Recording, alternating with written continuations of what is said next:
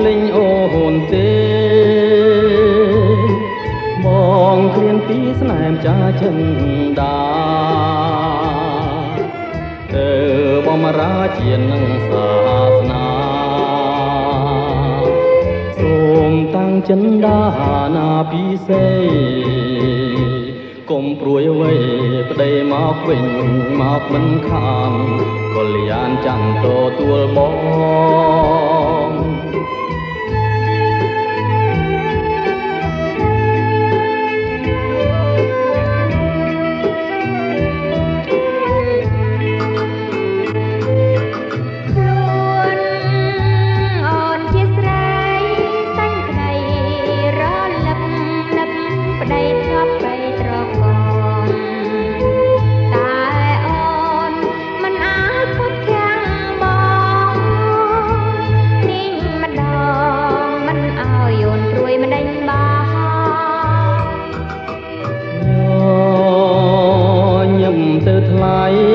ដើម្បី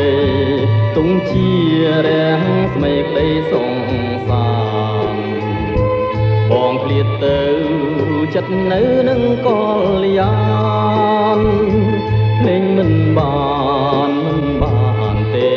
អូន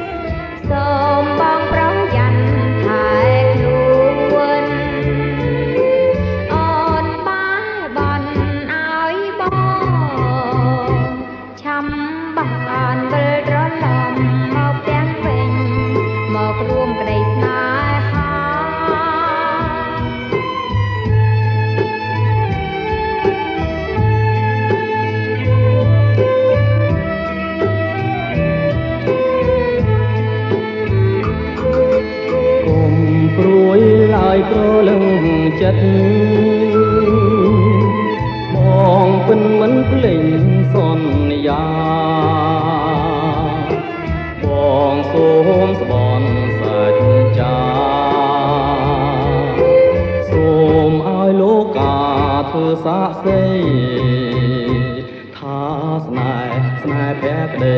តែស្រីស្រងលូអង